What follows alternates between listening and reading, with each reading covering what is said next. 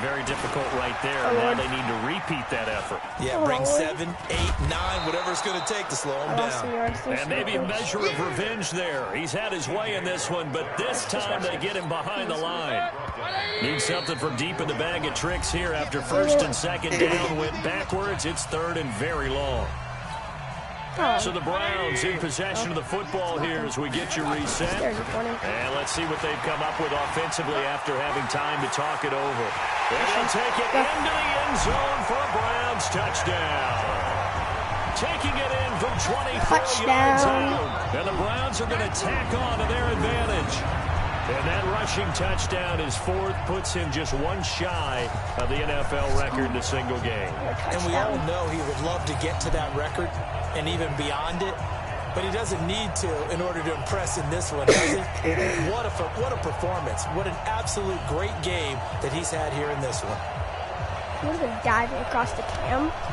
But nobody knows.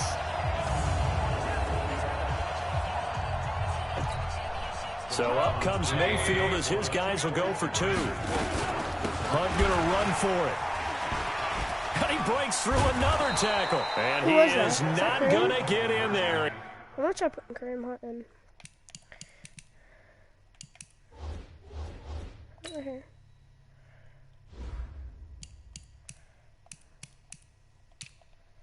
Right there.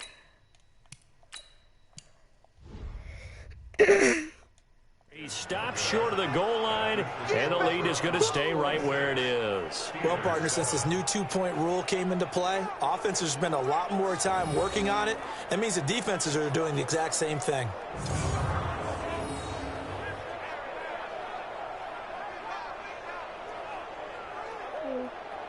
That was Kareem.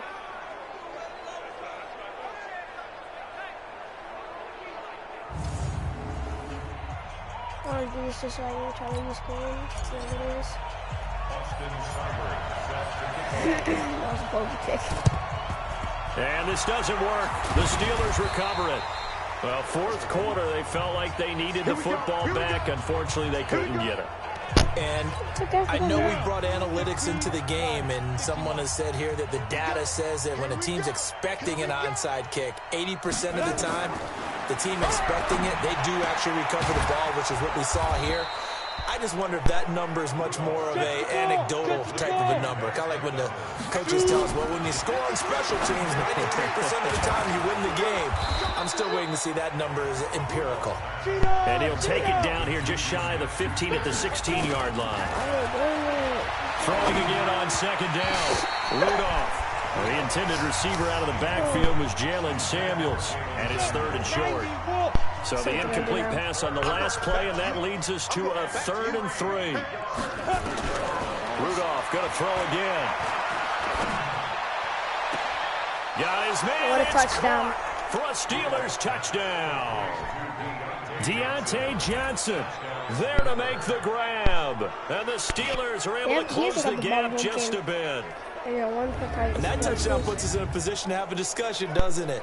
Now it'll be a 2-score game after the conversion. Yeah, I mean, there's no doubt with a 2-score game they're going to have to onside kick it. We'll just see if they've got a miracle up their sleeve. And you wonder what onside kicks they're going to use and in what sequence if they hope to have a chance to win this game.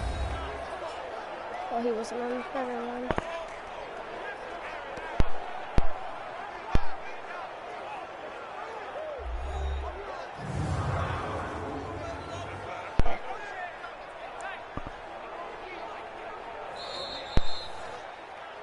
This is say.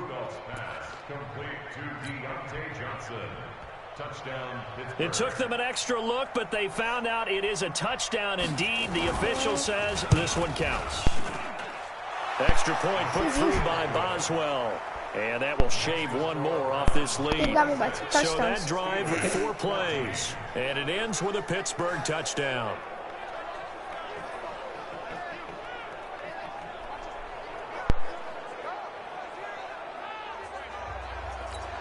So 2 scores down. Time definitely not an ally, but here comes the onside kick. And the Browns are able to cover this one up. They knew they needed a miracle. They had to have that onside kick. How good they didn't get it. Does. Well, as we knew, even before they put the the toe to the leather on that one. Their chances of getting that done, slim and none.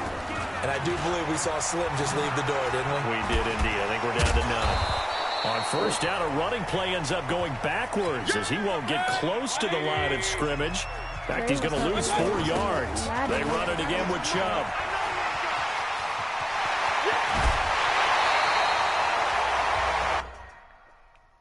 Cream's not in.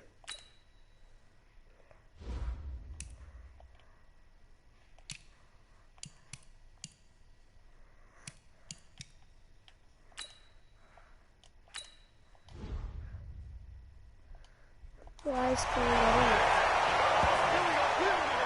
I've got an idea. Let's skip racing to the airport at the end of this game. Let's go to your post-game press conference. I have a feeling that the quarterback of this winning team is going to be giving a whole lot of credit to the running game and the offensive line. Yeah, I was just going to say the offensive line, yes, carrying the ball has been key, but those guys up front, they've made a lot of space.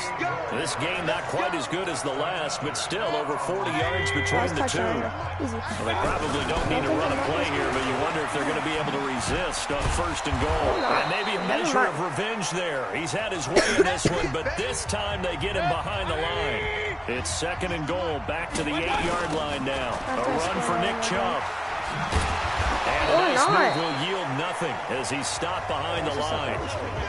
Now the Steelers going to use their third and final timeout as the clock will stop with 34 seconds to go in the game. They need to reverse the trend. The last 2 plays have gone backwards. Now it's third and goal. A strong running, and he's going to go down. Sacked right around the 17. Well, that's the big drawback to this play. Even if somehow the quarterback pitches it, he's not immune to the big hit. In this case, he kept it and absorbed it anyway. Running for it. Here's Chubb. And this doesn't end well at all as they stop him far behind the line to gain. They're stopping Terrell Edmonds.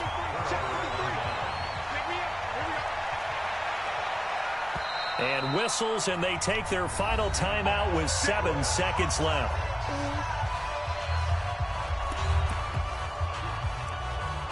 Watch this. You like this?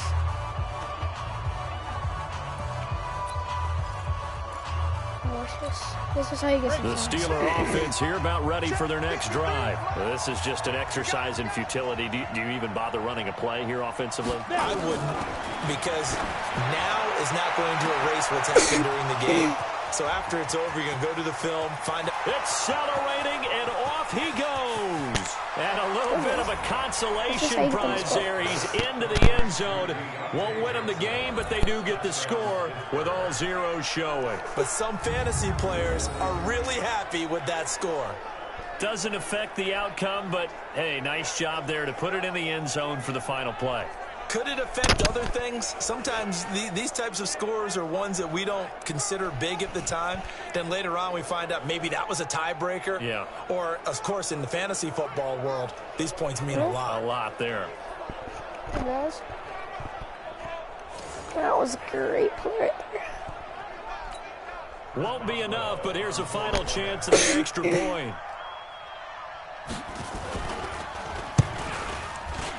So the kick is through, but they'll get no closer than 5 in the end as this game is over. Well, on the one side, if you try to take away something positive from this game, they played to the final whistle, getting the touchdown there on the last play, but still, all for naught, really. Yeah, I'd say give them points for positivity. I like that. That part is good. But I often wonder, when the game is settled and the clock is run out, do we really need to kick the extra point? Oh, yeah. It's silly. It doesn't make any sense to me. I know that people have explained before, well, you got to play it all the way through. Come on, this thing was done. So that'll just about do it for Charles Davis. I'm Brandon Gaudin. You've been watching the NFL on EA Sports. For more, log on to easports.com. It's a win for the Browns, and they're happy in the dog pound as we say so long from Cleveland.